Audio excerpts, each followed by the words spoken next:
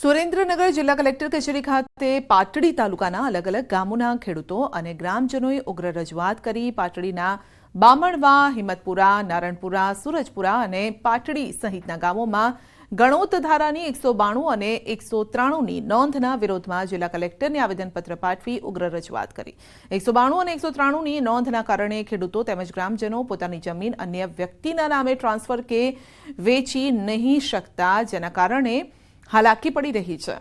તો ખેડૂતો સરકારની યોજનાનો લાભ ન લઈ શકતા હોવાની રાવ ઉઠી છે। અનેક વખત રજૂઆતો તેમજ પ્રતિક ધરણા સહિતના કાર્યક્રમો આપવા છતાં પણ કોઈ ઉકેલ ન આવતા ખેડૂતોમાં રોષ છે। જો આગામી દિવસોમાં સમસ્યાનો ઉકેલ નહીં આવે તો આંદોલનની ચીમકી ઉચ્ચારી છે।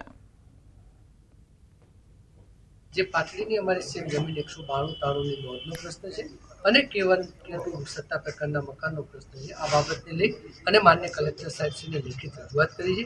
અમારી ખેડૂત હિતરક્ષક સમિતિની મુખ્ય 4 માંગણીઓ છે કે અમારી જે જમીનમાં ગણોતની નોંધ પડેલી છે એનો કાયમી નિકાલ કરવામાં આવે। સરકારશ્રીએ જે સૂચિત જંત્રીનો ડ્રાફ્ટ 2024 નક્કી કર્યો છે એને જ્યાં સુધી ગણોતનો પ્રશ્ન હલ ના થાય ત્યાં સુધી મોકૂફ રાખવામાં આવે। ગણોત ધારાની કલમ 46 મુજબ જે નોંધ 192 અને 93 જે પાડી છે મારી જમીનની અંદર, ખરેખર એ ખોટી છે। કારણ કે જ્યારે પણ અમારા વડવાઓ અભણ હતા અને એના કારણે 60 પટ જ ભરવાના હતા અને 60 વિખોટી લઈ અને આજે અમુકને જે 85 પહેલાંના તમામ ખેડૂતો હોય એને 60 પટ લઈ અને એને મુક્ત કર્યા છે। અને જ્યારે હવે અમારી પાસે જંત્રી મુજબ જે આ લેવામાં આવે એ ખરેખર ખોટો કાયદો છે। નારણપુરા, હિંમતપુરા કે પછી પાટડીની ઝૂંપડપટ્ટી વિસ્તાર છે, એ વિસ્તારના લોકોને લાભ મળ્યો નથી, એટલે એમને ખરેખર એમના માલિકી હક પ્રાપ્ત થાય। 92-93ની નોંધ જે છે એમાં સરકાર તાત્કાલિક ધોરણે જે આજે મેં રિપ્રેઝન્ટેશન કર્યું છે પ્રમાણે એનો નિર્ણય કરે, અન્યથા આગામી સમયની અંદર આ 15 દિવસની અંદર આ પ્રશ્ન હલ નહીં થાય તો ફરજિયાતપણે અમે લોકો પાટડીથી સુરેન્દ્રનગર સુધી વિશાળ સંખ્યામાં પદયાત્રા કરી અને અમે સરકારશ્રીનું ધ્યાન દોરવાનો પ્રયત્ન કરીશું અને તેમ છતાં પણ પ્રશ્ન હલ નહીં થાય તો આગામી સમયમાં ઉગ્ર આંદોલન કરવાની પણ અમને ફરજ પડશે। સુરેન્દ્રનગરની ભોગાવો નદીના જાળવણીના અભાવે ગંદકીનું સામ્રાજ્ય છે। સુરેન્દ્રનગર અને વઢવાણ બંને જોડિયા શહેરોની મધ્યમાંથી ભોગાવો નદી પસાર થાય છે। આ નદીની જાળવણી તેમજ સાફ સફાઈના અભાવે હાલ સમગ્ર નદીમાં પ્રદૂષણ, ગંદકી, કચરાનું સામ્રાજ્ય છે। નદીમાં એટલી હદે ગંદકી છે કે નદીનું પાણી પશુઓ માટે પીવા લાયક પણ નથી। અમુક ઔદ્યોગિક એકમો તેમજ રહેણાંક મકાનોના ગંદા પાણીનો નિકાલ નદીમાં થાય છે અને જેના કારણે આ નદી પ્રદૂષિત બની છે। ઉપરાંત નદીમાં સફાઈના નામે માત્ર ફોટો સેશન કરવામાં આવે છે, જેના કારણે હાલ નદીમાં ઠેર ઠેર જંગલી ઘાસ, બાવળો ઉગી નીકળ્યા છે। ત્યારે તંત્ર દ્વારા નદીની સાફ સફાઈ કરવામાં આવે તેવી લોકોની માંગ છે।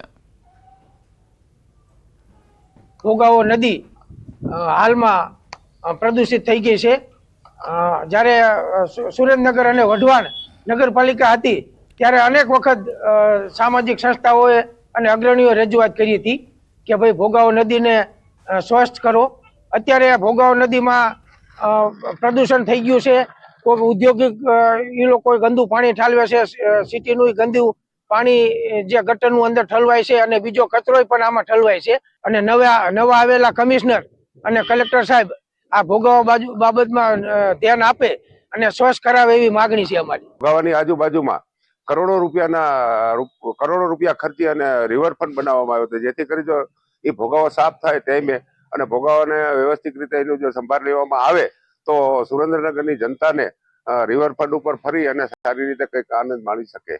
સુરેન્દ્રનગર અને વઢવાણ શહેરની મધ્યમાંથી પસાર થતી ભોગાવો નદી પોતાનું અસ્તિત્વ ધીરે ધીરે ગુમાવી રહી હોય તેવી સ્થિતિ સર્જાય છે। આ જે ભોગાવો નદી છે, આ ઐતિહાસિક ભોગાવો નદી સાથે સતી રાણકદેવી અને રા ખેંગારનો ભવ્ય ભૂતકાળ અને ઇતિહાસ જોડાયેલો છે, પરંતુ ક્યાંક ને ક્યાંક તંત્રની અણઆવડત અને બેધારી નીતિના કારણે આ નદીની જાળવણીના અભાવે હાલ નદી છે સમગ્ર નદી પ્રદૂષિત અને ગંદકીના સામ્રાજ્યથી ભરેલી જોવા મળી રહી છે।